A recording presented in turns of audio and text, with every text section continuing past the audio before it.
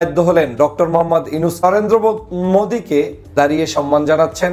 আপনারা জানেন ভারত সবসময় আমাদের এই বাংলাদেশের ক্ষেত্রে আওয়ামী লীগকে পুনর্বাসন করা, শেখ হাসিনাকে পুনর্বাসন করা, আওয়ামী লীগের অধীনেই বাংলাদেশটাকে পরিচালিত করা, এটা একটা তাদের চিরাচরিত অভ্যাস এবং এখনো তারা সেটা কল্পনা করেন। কিন্তু ডক্টর মোহাম্মদ ইউনূসের পরিকল্পনার সামনে তারা আজকের নতুন ভাবে এমনভাবে ধরাশায়ী হচ্ছে যেটা আমাদের বাংলাদেশের কূটনীতিতে এক বিরল দৃষ্টান্ত হয়ে থাকবে। আপনারা জানেন যখন চীন সফর করেছে ডক্টর মোহাম্মদ ইউনূস, তখনই কিন্তু ভারতের মাথা গরম হওয়া শুরু হয়ে গিয়েছে। চীন সফরকে কেন্দ্র করে বেশ কয়েকদিন বাংলাদেশ বেশ উত্তেজনাকর অবস্থায় ছিল। এদিকে সেদিকে মারামারি, কাটাকাটি, বিভিন্ন ধরনের অনৈতিকতা, আপনার প্রশাসনিক দুর্বলতা, কেমন জানি একটা অস্থির স্বভাবের, সমস্ত দেশের মধ্যে গুজব রটানো হচ্ছে মোদি আপনার কি বলে শেখ হাসিনা আসবে আর বাংলাদেশ থেকে পালিয়ে যাবে ডক্টর ইউনূস, জরুরি অবস্থা ঘোষণা, সেনাবাহিনীকে নিয়ে বিতর্কিত মন্তব্য, বিভিন্ন কারণে বাংলাদেশে মনে হচ্ছিল যেন কি জানি কি ঘটে যায়।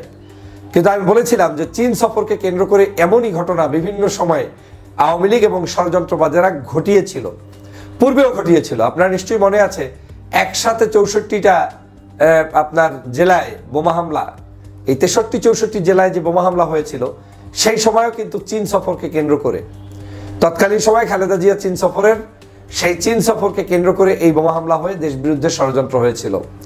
তারপরে আপনারা জানেন এই শেখ হাসিনা কিন্তু চীন সফর করে এসে বিদায় নিতে হয়েছে, তিনি কিন্তু সেখান থেকে ভালো কোনো ফল নিয়ে আসতে পারেন নাই বাংলাদেশের জনগণের জন্য।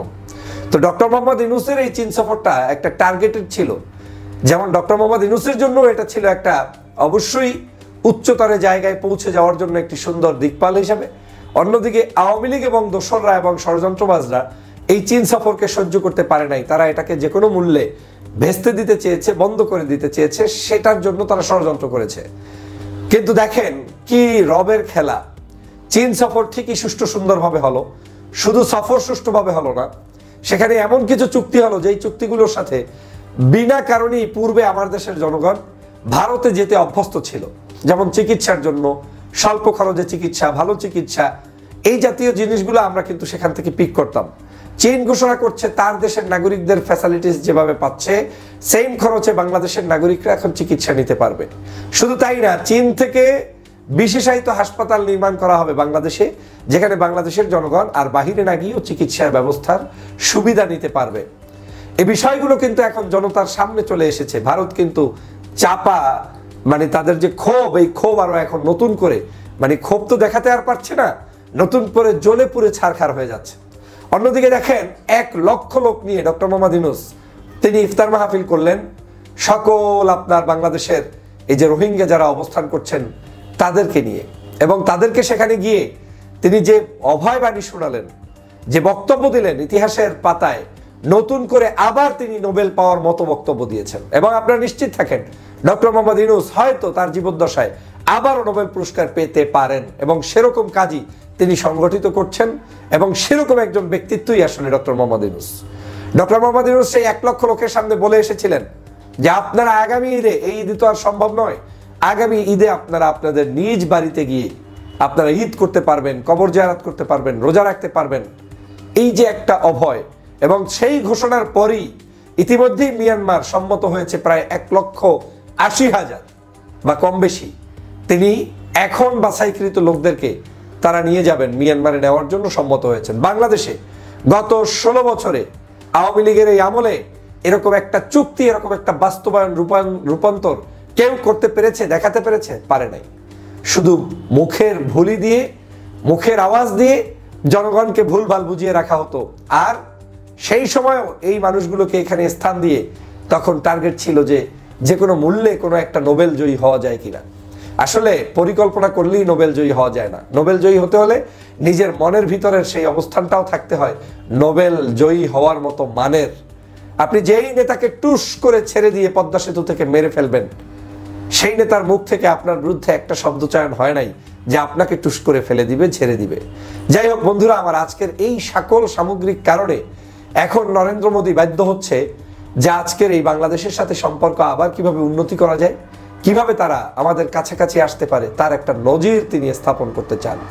এবং সেই নজির স্থাপনের কারণেই গত এই যে 2 দিন আগের থেকে ডক্টর মোহাম্মদ ইউনূসের সাথে তাদের যে ওঠা বসা সেটা পরিলক্ষিত হচ্ছে এবং ডক্টর মোহাম্মদ ইউনূসকে তারা যেভাবে এখন সম্মান করার জন্য একেবারে বিদিক হয়ে যাচ্ছে, এটা প্রমাণ করে যে তারা ভুল বুঝতে পারছে।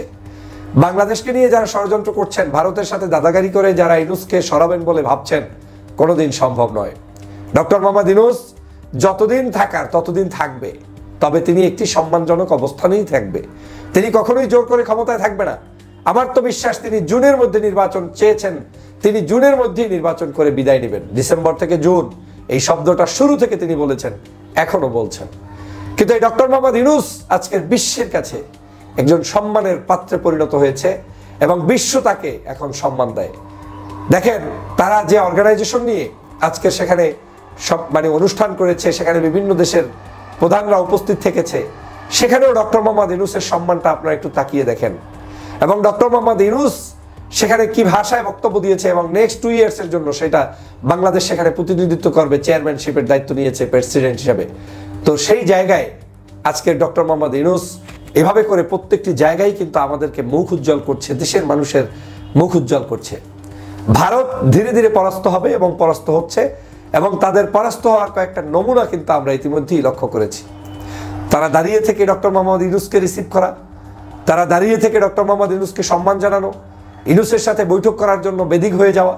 এবং ডক্টর মোহাম্মদ ইউনূসের কৌশলটা দেখেন, ইউনূস কিন্তু ভারতকে কখনোই এমনভাবে ঘায়ালও করে নাই যেটা একেবারেই সচরাচর সস্তা দামের ঘায়াল করা। তিনি ভদ্র মার্জিত ভাষায় কথা বলতেন, তিনি বাংলাদেশের বিষয়ে কথা বলতেন, তিনি 7 সিস্টার্স নিয়ে কথা বলতেন, এমন এমন জায়গায় তীর নিক্ষেপ করতেন যেগুলো ওদের ভিতরে নতুন করে কম্পন সৃষ্টি করেছে। তিনি বলেছে বাংলাদেশ শান্ত না থাকলে 7 সিস্টার্স শান্ত থাকবে না। এই একটা শব্দ কিন্তু তাদেরকে আজকের ঘুম ভাঙিয়ে দিয়েছে। এইভাবে করে তিনি যখন তার জায়গাগুলো ঠিক করে নিচ্ছেন এবং তিনি শুরু থেকে বলছেন যে আমাদের সম্পর্ক হবে ভারতের সাথে সাম্যের ভিত্তিতে, মর্যাদার ভিত্তিতে। তুমি আমাকে মর্যাদা দিবে, আমিও তোমাকে দিব। শেখ হাসিনার মতো বিক্রি করে দিব না, দালালি করব না। ওই কার্পেট ক্রস করে, লাল কার্পেট বাদ দিয়ে সবুজ ঘাস থেকে ক্রস করে তারপরে নেতা সাজতে যাব না শেখ হাসিনার মতো। ডক্টর মোহাম্মদ ইউনূস সেখানে সফল হয়েছে। আমার বিশ্বাস ভারতের নরেন্দ্র মোদীর সাথে এই যে বৈঠক, এই বৈঠকটি একটি বড় ধরনের পরিবর্তনের ইঙ্গিত এখান থেকেই পাওয়া যায় এবং বাংলাদেশের রাজনীতিতে বড় ধরনের একটি পরিবর্তন এনে দিবে। বাংলাদেশকে আর কেউ দাবিয়ে রাখতে পারবে না, বাংলাদেশকে দাবিয়ে রাখার সুযোগ নেই। বাংলাদেশ আপন মনে এগিয়ে যাবে, আপন মনে এগিয়ে যাচ্ছে এবং বাংলাদেশের সেই নেতৃত্ব কিন্তু আছে। আপনারা দেখেন সাম্প্রতিক সময় এত সুন্দর একটি ঈদ হয়ে গেল, কোনো ক্যাচাল নেই, ঢাকা শহর নীরব নিস্তব্ধ। কত কথা শুনেছেন, ডাকাতি হবে, এটা হবে, সেটা হবে, কোনো ডাকাতের খবর নাই। কিছু দুর্ঘটনা ছাড়া আল্লাহর রহমতে এই ঈদটা এত সুন্দর কেটেছে। শেখ হাসিনা মুক্ত, আপা মুক্ত এত সুন্দর একটি ঈদ বাংলাদেশের জনগণ কোনো দিন দেখে নাই। তো এই যে আজকের বাংলাদেশের উন্নতি হচ্ছে, পথ এগিয়ে যাচ্ছে, আমরা সেটাকে কোনোদিন রুদ্ধ করতে পারবো না, বন্ধ করতে পারবো না। বরং বাংলাদেশকে যারা ভালোবাসে, বাংলাদেশের মানুষকে যারা ভালোবাসে, তাদের উচিত হবে এই ইন্টেরিয়াম গভর্নমেন্টকে সহযোগিতা করা এবং তাদেরকে সাহায্য করার মধ্য দিয়ে গণতান্ত্রিক প্রক্রিয়াকে এগিয়ে নিয়ে যাওয়া। শেখ হাসিনা যে ক্ষতিটা বাংলাদেশের জন্য করেছে, আমাদের পররাষ্ট্রনীতিতে যে ক্ষতিটা করেছে, এই ক্ষতিটাকে পুষিয়ে ওঠার জন্য আমাদেরকে চেষ্টা চালাতে হবে, ঐক্যবদ্ধভাবে বাংলাদেশটাকে এগিয়ে নিয়ে যেতে হবে। আমার বিশ্বাস আস্তে আস্তে পৃথিবীর সমস্ত রাষ্ট্রের রাষ্ট্রপ্রধানরাই ডক্টর মোহাম্মদ ইউনূসকে অ্যাকনলেজ করবে এবং বাংলাদেশকে, বাংলাদেশের এই গভর্নমেন্টের ভালো ভালো কাজগুলোকে তারা স্বীকৃতি দিবে এবং মেনে নিবে এবং তারাই সফল হবে। বাংলাদেশের জনগণই সফল হবে, ডক্টর মোহাম্মদ ইউনূসই সফল হবে।